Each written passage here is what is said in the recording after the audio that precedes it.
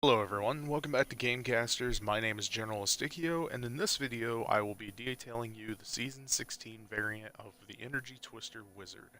Now, as usual, this is the top build for Wizard again this season, with a few slight changes which I've not seen in a while for this build, so I figured I would go ahead and give you guys a new video update for this.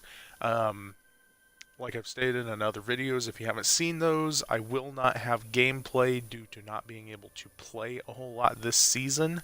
However, for this build, if you go back in the very first Energy Twister Wizard video I did, you can actually see this build in play. The the basic play of the build is still the same, just one piece of gear has changed. It doesn't change how the build runs. It just helps it survive and do more kill ability now. Um, so if you want to see gameplay for it, you can go back, look at the old video, just use this as a reference for what gear you'll need. Skill setups, augments, legendary gems, and stuff like that.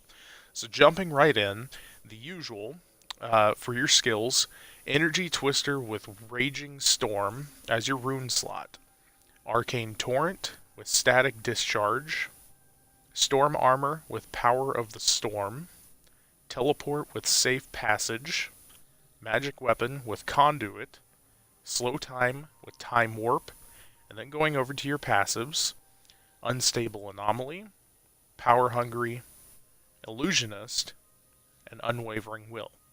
Now we're going to go over the gear before I get into the cubed items, because that is the usual tactic here. And as I normally state, any cubed item that is not a two-handed or takes up 2 slots item, you can alternate between what is equipped and what is cubed. Put the cubed item in or put the weaker of the gear items you have as the cubed item.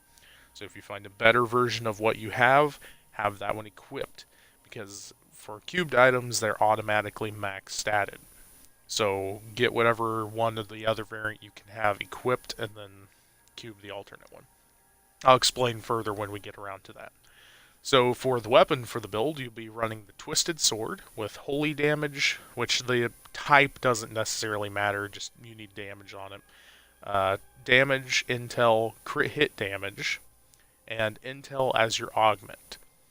Now you'll be socketing a Emerald into that for your weapon.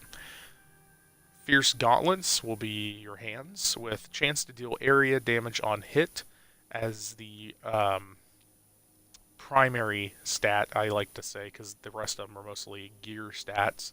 Intel, crit hit damage, crit hit chance, and Intel is your augment. Now I'm going to slip this in real quick. For this build, crit hit chance, crit hit damage, and area damage on hit are your top 3 stats.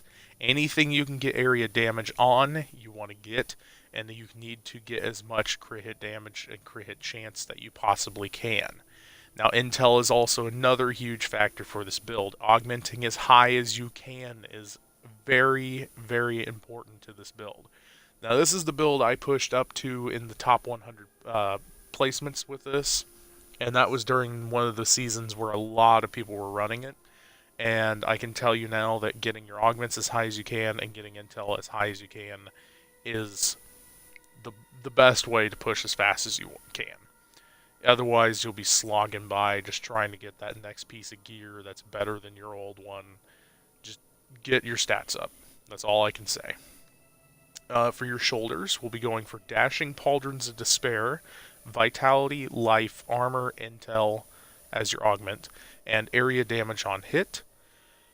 Harness of Truth as your chest piece with Intel, Vite, damage from elite monster attacks, which this is important due to the fact that this build is not an elite hunter build. You really need survivability where you can get it. It's not a big stat on the build, you're mostly a glass cannon, but if you can get the survivability, get it and get it maxed out. You'll be slotting topazes on this. And then moving over to the weird change to this build this season, which I found interesting, but it does make sense. I've been seeing the Crown of Primus at the top of the leaderboards. Now this has crit hit chance, and crit hits gain arcane power. Slow time gains the effect of every rune. Now this makes sense to me due to the runes that you can get on slow time. This is a really good item that I'm surprised was not ran on the build before. I think it's because the Royal Grandeur has become the season special thing. So this might be a one-off thing for this season only, but we'll see. Maybe it'll work in full versions. This also has maximum arcane power and reduce all weapon or all resource costs by 12.5%. And then Energy Twister damages the reroll max.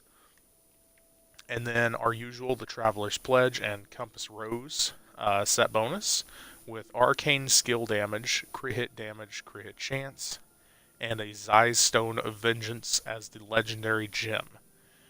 Ransler's Folly as your bracers. This will have arcane skill damage, intel, vite, crit hit chance, and intel from the augment. Going over to your offhand item, Etch Sigil, with damage, intel, crit hit chance, and intel as your augmented item. This will also have maximum arcane power if you can manage to get that, as well as area damage and energy twister damage. Now, this is one of the best primal ancient Etch Sigils I've ever seen. I remember this is one of the items I had the hardest time getting a good one of during the season where I really pushed with this build. So if you're lucky enough to get that, keep it. Don't get rid of it. Convention of Elements with damage, crit hit chance, intel as the augment, and a Bane of the Trapped as the legendary gem slot. Then going down to the Compass Rose as part of the Traveler's Pledge set with intel, crit hit damage, crit hit chance, and a Bane of the Stricken as the legendary gem item. This will also have area damage on hit. Now, again, as I always say, your jewelry is the hardest to get. You'll be going for Legs of Mystery as your pants, intel, vite, armor, intel as the augmented stat, and arcane resistance I can see being useful, but it's not something you really need to push for, but it does give you survivability, so I suggest having it if you can get it. Hurgbrash's Binding is your belt with intel, vite, life, armor, and intel as the augment. Now I will go over to the cubed items, which will be a Death Wish, Mantle of Channeling, and Halo of Tyranny. Now this is what I was talking about right here. Halo of Tyranny, I normally see people cube just because it's a lot harder to get that max 80 rather than the Convention of Elements maxed out. But depending on if you get a maxed out Convention of Elements, keep that one equipped, cube the Tyranny. If you get a maxed out Tyranny, keep that one equipped, cube the Convention. Like I said, you can alternate your cubed items depending on which one you have a better version of. The Death Wish could be equipped instead of the Twisted Sword. I've seen alternate back and forth depending on what you get. Like this person has a primal of the Twisted Sword, so obviously you would want to have that equipped, and then you would cube the Death Wish. But you can alternate that. But aside from the helmet changing, I think that is the main change for this build this season. I haven't really seen much tweaks other than that. I know the helmet is normally the piece of the Magnum Opus set, which is, I think it's the Shroud of Mystery or something like that. I forget what the helmet's called. But this is a group Greater Rift build. It has a lot of solo potential as well. It's a very well-balanced, rounded class that you can pretty much do anything with aside from bounties. This is not a speedrun build. Like I said, this is a glass cannon. You are meant to kill and kill quick, but you are not meant to move fast. Which is why when you're running Greater Rifts, you're constantly moving, and the build pulls in enemies when you shoot off a tornado, and it sucks in all the enemies around it. And then you just kill them, move on, kill them, move on. Normally, I shouldn't say normally. Most people I've seen, it kind of alternates though. Some people will go for elite packs. Most people will just go around and kill the minions or whatever. Just depends on how healthy of a rift you get. Because you could get one that just has a ton of elites. You could get one that has a ton of whites. You could get a good balance.